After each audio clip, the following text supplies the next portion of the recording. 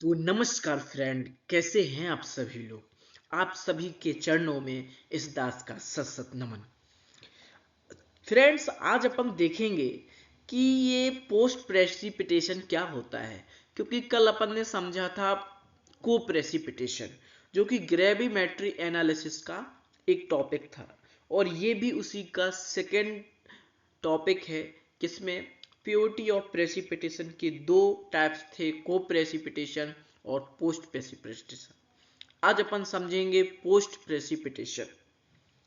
मैं आपको बता दूं कि मैं 3-4 साल से टीचिंग की लाइन में हूं और पढ़ाना मेरी पूजा है। भले मैं इतना कोई फेमस टीचर नहीं हूं, लेकिन अगर आप मेरे यूट्यूब चैनल से और मुझसे जुड़े रहेंगे तो हो सकता है मैं भी सीख रहा हूं और आपको भी कुछ अच्छा सिखा के जाऊं। तो जुड़े रहिए इस चैनल में। हो सके तो इस दास को लाइक, कमेंट और शेयर जरूर करिएगा। कैसी लगी आपको ये वीडियो? तो चलो करते हैं start. Boom. Post precipitation. Post precipitation is the process. Post जो पोस्ट प्रेसिपिटेशन है वो क्या है? एक प्रकार की प्रक्रिया है। Why which an impurity gets deposited on the surface of desired precipitate। जिसमें क्या होता है, इम्प्योरिटी कहाँ पे डिपोजिट हो जाती है? प्रेसिपिटेट की सरफेस पे डिपॉजिट हो जाती है। यानी पोस्ट प्रेसिपिटेशन वह प्रक्रिया है जिसमें जो प्रेसिपिटेट बनने के बाद कोई भी इम्प्योरिटी उसके जो ऊपर है चिपक जाती है। पोस्ट का मतलब क्या होता है, चलिए समझते हैं। अगर कोई पोस्ट बोलता है तो इसका मतलब होता है बाद में, यानी आफ्टर। प्रेसिपिटेशन मतलब अवक्षेपण की विधि, यानी अवक्षेप बनने के बाद जो काम होता है।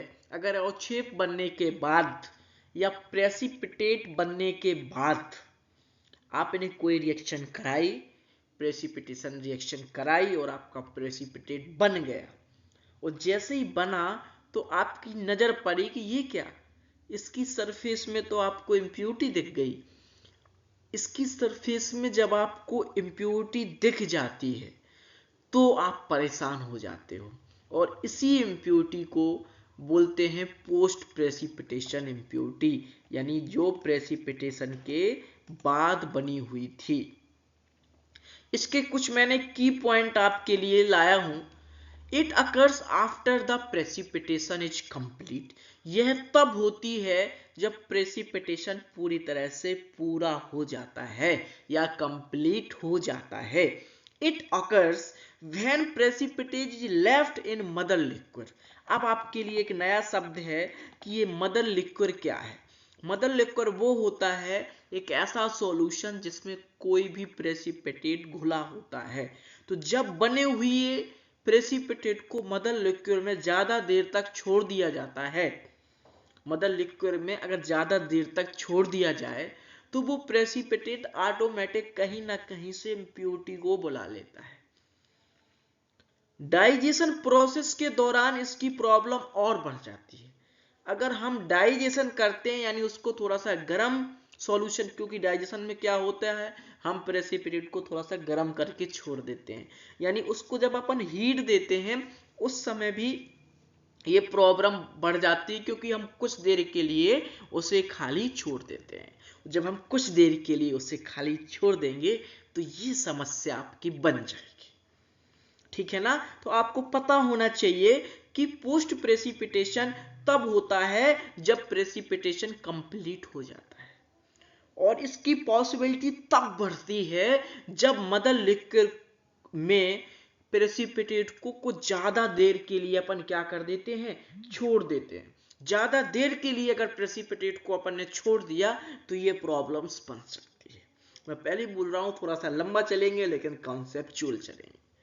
डाइजेशन प्रोसेस के दौरान इसकी प्रॉब्लम और बढ़ जाती है। ये क्वेश्चन आपके कंपटीशन एग्जाम में पूछा जा सकता है कि अच्छा बताइए कि पोस्ट प्रेसिपिटेशन की पॉसिबिलिटी कब ज्यादा बढ़ जाती है। तो आप बता सकते हो जब अपन ग्रेविमेट्रिक एनालिसिस में डाइजेशन की प्रोसेस करते हैं। आपने जो कि ग्रेविमेट्रिक एनालिसिस की मेरी वीडियो देखी होगी तो उसमें मैंने आपको डाइजेशन बताया था, जिसमें प्रेसिपिटेट को कुछ समय के लिए हीट करके गर्म करके छोड़ दिया जाता है, जिससे उसके जो क्रिस्टल हैं, उसकी जो लेटिस स्ट्रक्चर है, उसके जो क्रिस्टल हैं थोड़ी बड़े बड़े हो जाते हैं ताकि अपन इजिली सेपरेट आउट कर सके।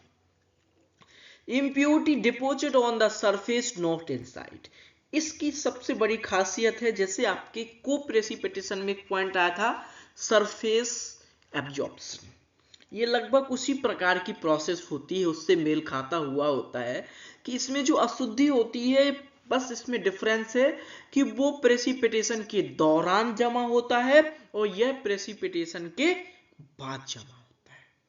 शुद्धि इसमें जो इम्प्योरिटी है ये कहां पे डिपॉजिट होती है, सरफेस पे डिपॉजिट होती है। एब्जॉर्प्शन शब्द आता है तो उसका मतलब सरफेस है, अगर एब्जॉर्प्शन शब्द आता है तो उसका मतलब पूरी की पूरी बॉडी है। आ गई होगी आपको बात समझ में। पहला पॉइंट, प्रेसिपिटेशन जब हो जाता है तब यह प्रोसेस होती है।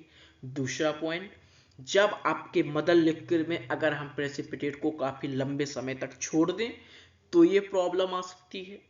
तीसरा पॉइंट, जब हम डाइजेशन प्रोसेस करते हैं तो उस समय हमको ये समस्या देखने को मिल सकती है। चौथा पॉइंट है कि ये जो अशुद्धि है, ये जो इम्प्योरिटी है, ये जो अशुद्धता है, ये वहां पे जमा होती है जहां पे सरफेस होती है, यानी प्रेसिपिटेट की सरफेस पे जमा होती है, उसके ऊपर जमा होती है, ना कि उसके अंदर जाती है। तो आप देख लें, अगर प्रेसिपिटेट बनने के बाद आपको अशुद्धि मिल रही है और वो भी सरफेस में मिल रही है तो आप समझ सकते हैं कि ये आपकी पोस्ट प्रेसिपिटेशन की कंडीशन है। ठीक है, अब अपन जाते हैं आगे। अपन देखते हैं भैया कि डिफरेंस किसमें, क्या डिफरेंस है पोस्ट और इसमें।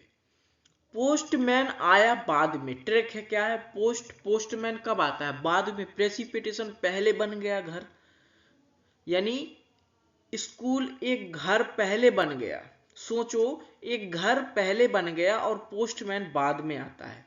प्रेसिपिटेशन पहले बन गया हुआ घर है, प्रेसिपिटेशन क्या है, पहले बना हुआ घर है, और पोस्ट प्रेसिप क्या है जो बाद में आता है। और घर की दीवार पर चिट्ठी चिपका जाता है, और जो घर की दीवार में चिट्ठी चिपकी हुई है वो आपकी क्या है, इम्प्योरिटी है। क्योंकि मैंने वो कहानी से आपको समझा दिया कि मान लो आया आया आया, ये मान लो घर है, इसमें ये पीपीटी है, किस कलर की बना देते हैं, लो भैया सफेद कलर की बना देते हैं। इस पीपीटी में अब क्या आ गया, पोस्टमैन आया और चिट्ठी चिपका के चला गया। पोस्टमैन आया, चिट्ठी चिपका के चला गया, तो जो चिट्ठी है वो क्या है, इम्प्योरिटी है। जो पोस्टमैन है वो प्रेसिपिटेशन की बाद की प्रोसेस है, यानी प्रेसिपिटेट पहले बना, इम्प्योरिटी बाद में आई, सरफेस पर चिपक गई। पोस्ट बाद में, प्रेसिपिटेशन बना पहले बन गया, बाद में चिपका, पोस्ट प्रेसिपिटेशन, यानी इसमें चिपकी हुई इम्प्योरिटी। आ गया होगा आपको कॉन्सेप्ट समझ में। पोस्टमैन, पोस्ट जो इसके बाद जो मकान है वो प्रेसिपिटेशन चूंकि पहले बन गया था। उसके बाद जो इम्प्योरिटी आई वो क्या है, दीवार पे चिपकी हुई चिट्ठी है। आप समझ गए होंगे ट्रिक से, बहुत ही अच्छी ट्रिक बताई मैंने। इन दोनों में अपन का डिफरेंस जानते हैं। टाइम ड्यूरिंग प्रेसिपिटेशन, को प्रेसिपिटेशन और पोस्ट प्रेसिपिटेशन में डिफरेंस क्या है। तो पहले क्या है, ये कब होता है, ड्यूरिंग प्रेसिपिटेशन होता है, प्रेसिपिटेशन के दौरान होता है। और ये कब होता है, आफ्टर प्रेसिपिटेशन होता है, जब प्रेसिपिटेशन प्रोसेस हो जाती है उसके बाद ये होता है। और नेचर ऑफ इम्प्योरिटी, इसमें नॉर्मली सॉल्युबल होता है, और इसमें ऐसी इम्प्योरिटी है जो लेस सॉल्युबल है, क्योंकि ये कहाँ पे होने वाली है भैया, ये सरफेस पे होने वाली है और ये अंदर जाने वाली है। इसका जो पोजीशंस होती है मिक्स्ड विथ प्रेसिपिटेट के साथ ये मिल जाती है और जिस सरफेस पे डिपॉजिट हो जाती है। ठीक है ना। इसकी स्थिति इफेक्ट ऑफ डाइजेशन क्या होता है, में डिक्रीज हो जाती है और ये इंक्रीज हो जाती है, क्योंकि इसे सरफेस में होना है। इंक्लूजन एब्जॉर्प्शन ये इसके रीजन है।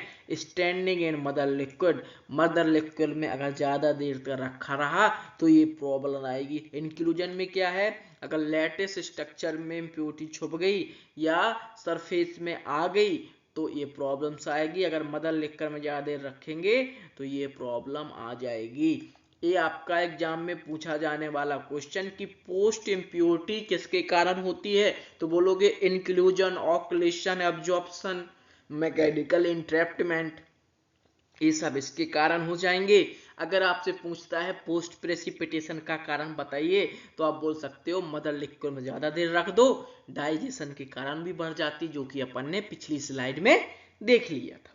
तो चलिए चलते हैं आगे देखते हैं क्या होने वाला है। बहुत अच्छा यहाँ पे आपको मिलने वाला है कि आप हर चीज को समझेंगे। अब अपना फनी ट्रिक क्या है, बेरियम, हाँ, estimation of barium chloride. Barium chloride का हमें क्या करना है, एस्टिमेशन करना। देखो केमिकल फॉर्मूला कैसे छुप गया है। इसका रासायनिक सूत्र होता है बेरियम क्लोराइड का, सबको पता है, बताइए जरा, BaSO4। इसका मॉलिक्यूलर फॉर्मूला होता है BaSO4। इसका वेट कितना होता है, 233.4। कितना होता है, 233.4। हिंदी इंग्लिश मैंने दोनों भाषा में लिखा है ताकि आपको कोई दिक्कत ना जाए। प्रॉपर्टी क्या होती है भैया, it is a fine heavy white colour powder. ये एक महीन होता है। फाइन मतलब, फाइन का मतलब क्या है, मैंने हिंदी लिख दी है महीन। क्या होता है फाइन का मतलब, महीन। हैवी का मतलब क्या होता है, भारी। किस कलर का होता है भैया, व्हाइट कलर का होता है। किस कलर का होता है, व्हाइट कलर का होता है। इसकी ट्रक है बेरियम बाबा। बी फॉर भारी, ए फॉर नो स्मेल, इसमें कोई भी स्मेल या ऑर्डर नहीं होता है, इसमें कोई गंध नहीं होता है। बेरियम। आर फॉर रंग सफेद, इसका कलर कैसा होता है, सफेद होता है। इसमें कोई भी टेस्ट नहीं होता, उंगली पे टेस्ट नहीं होता। ट्रिक कितनी अच्छी बनी है। बेरियम बाबा, बी से भारी, ए से अजीब, नो स्मेल, आर से रंग इसका सफेद होता है, आई से इंसॉल्युबल होता है, आई यू से उंगली पे टेस्ट नहीं आता, यानी इसका कोई स्वाद नहीं होता है। और यह पानी में अघुलनशील होता है, मीठा नहीं होता, नमकीन नहीं होता, घुलनशील होता है, स्वादहीन, रंगहीन। याद रखना, अघुलनशील और रंग सफेद, बेरियम बाबा आयो है। भारी है, अजीब है। कैसा है, भारी होता है, यानी बेरियम, बी फॉर भारी, ए फॉर अजीब, आर फॉर रंग, I for insoluble in water, U for उंगली पे टेस्ट नहीं, एम फॉर मीठा नहीं।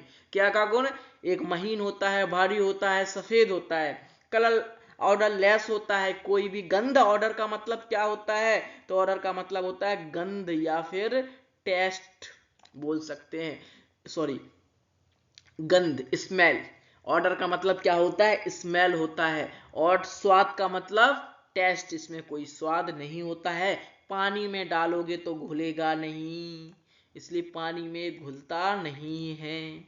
आ रही बात समझ में। तो ये भैया इसका कॉन्सेप्ट होता है। चलिए देखते हैं इसका प्रिंसिपल क्या है।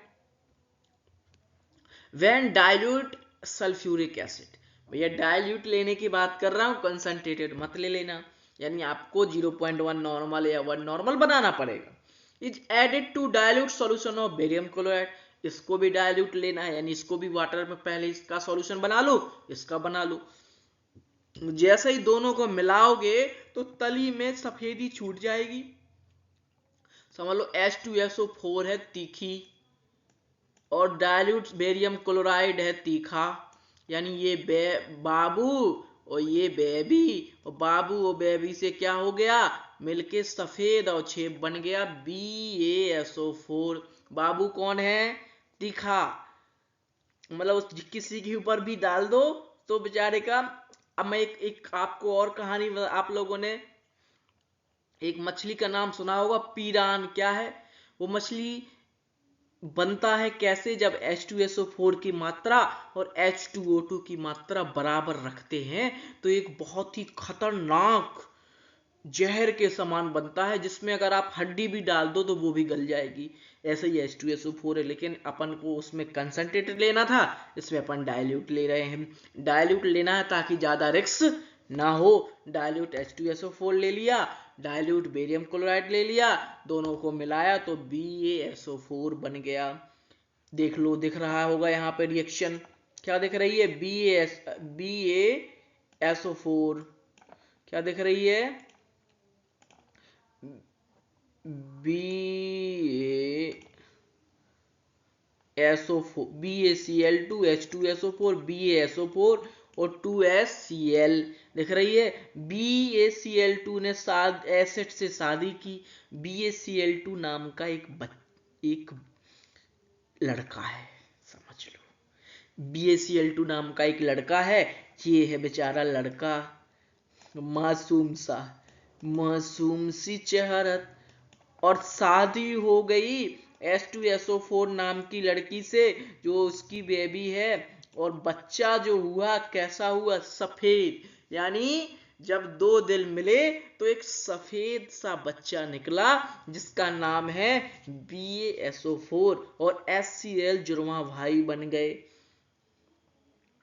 क्या है? BaCl2 और H2SO4 दोनों ने आपस में शादी करके रिएक्शन की तो क्या बना लिया?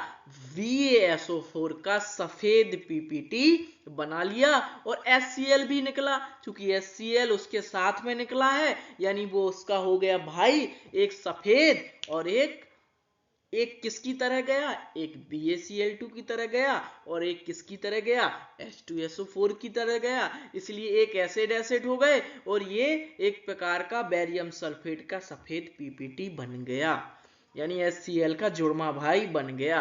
आ गई बात समझ में? कहानी में याद रखो, BaCl2 नाम का एक लड़का है, उसने H2SO4 नाम की लड़की से शादी की। दोनों ने शादी के बाद जब रिएक्शन हुई तो BaSO4 बना, उसकी वाइट PPT बनी, और HCl निकल गया। याद रहेगी कहानी? मानमिन सर की जुबानी, क्योंकि मानमिन सर तो वैसी शादीशुदा हैं। ठीक है, तो इंग्लिश में पढ़ते हैं, pipette out 25 ml of given solution of barium chloride. अपन ने 25 ml लेना है बेरियम क्लोराइड का सॉल्यूशन, जो कि वाटर में आपने पहले ही बना लिया होगा। आपको पहले ही मैं बता चुका हूं कैसे सॉल्यूशन बनाया जाता है। अपन ने ले लिया बेरियम क्लोराइड का 25 ml का सॉल्यूशन, ले लिया। लेने के बाद क्या करना है भैया? उसको लेने के बाद में क्या करना है बताओ जरा? H2SO4 के साथ उसकी रिएक्शन करा देना है, तो कराओ ना। किसने रोका है? स्टेप सेकेंड में क्या कर लिया? 0.5 ml कंसंट्रेटेड H2SO4 ले लिया। बेरियम क्लोराइड नाम का लड़का है, कितने ml का है भैया? 25 ml का है। कितने में लिया है? 500 ml में लिया है। और शादी की रस्म होना स्टार्ट हुई। H2SO4 कितने ml है? 0.5 ml है। कितने वाटर में लेना है? ये 100 ml डिस्टिल वाटर में लेना है, और ये 500 में लेना है। अब लेने के बाद दोनों को मिला देना है। थोड़ा तेजाब, खूब पानी, BA को नहलाया, और नहलाया जैसे ही तो फिर क्या हुआ? स्टेप 3 में if the require then heat the solution, यदि आवश्यक हो तो विलयन को गर्म करो। ठंडा BA नहीं मानेगा, थोड़ा सा गर्म कर लो, क्योंकि बेचारे को H2SO4 के साथ रिएक्शन करना। नाउ एडेड द H2SO4 के साथ रिएक्शन करा दो, क्योंकि भैया डर लग रहा है। जैसे ही पता चला लड़की तो बड़ी खतरनाक है, सल्फ्यूरिक एसिड है। पता चला कि लड़की बहुत खतरनाक है, तो लड़का ठंडा पड़ गया, तो उसे थोड़ा सा गर्म करने की जरूरत पड़ी। और जैसे ही हमने उसको गर्म किया तो शादी हुई, और फिर कैसा बच्चा निकला? सफेद। BaSO4 नाम का एक लड़का निकल आया। अब पतला सल्फ्यूरिक अम्ल बूंद बूंद में लाया, और जब बेरियम सल्फेट का कब तक अवक्षेप ना बन जाए और बूंद बूंद में शादी और बाद में हो गई बर्बादी। बोलो जय Shri Ram. Allow the precipitate to settle down, और छेप नीचे बैठने तक H2SO4 गिराते रहना है। नवविभाविता BaSO4 को आराम करने दो भैया। बन चुका है, अब जैसे ही बन जाता है तो उसको क्या करना है, थोड़ा देर के लिए गर्म करके छोड़ दो। छोड़ने के बाद क्या करना है, छोड़ने के बाद उसको छानना है। छलनी से सास ससुर कह रहे अलग हो जाओ, उसको छानना है। और छानने के बाद क्या करना है, वॉश द प्रेसिपिटेट, उसको 3 से 4 बार हॉट वाटर में धुल लेना है। अब BaSO4 को VIP बात हो गई। अब उसके बाद में उसको जब धुलोगे तो गीला हो जाएगा, तो थोड़ा सा सुखा लो, तो उसको सुखा लेना है। उस सुखाने के बाद क्या करना है, if water is not removed repeat the process drawing ignition. अगर नहीं हो रही है तो उसको दोबारा से थोड़ा सा क्या करो, सुखा लो। और सुखाने के बाद फिर क्या करो, now do cool the precipitate, measure the weight, उसका वेट ले लो, वेट ले लिया ना, और अमाउंट ऑफ बेरियम क्लोराइड। अब अवक्षेप को ठंडा करते हैं, उसका भार नापते हैं, बेरियम क्लोराइड की मात्रा की गणना करते हैं। ठंडा तौल BA का सच बाहर। कितना BA था पता चल गया। ठीक है, 1 लाइन सुपर ट्रिक। क्या, BA को नहलाया, गरम किया, शादी कराई BaSO4 को, ठीक है, सुलाया, धोया, सुखाया, तौला और नंबर ले आए। बस यही कहानी है। Thanks for watching. अगर मेरी वीडियो आपको पसंद आई हो तो दिल से एक बार लाइक कीजिएगा, नहीं तो डिसलाइक कर दीजिएगा। लेकिन अगर पसंद आई है तो लाइक जरूर कीजिएगा। Thanks for watching.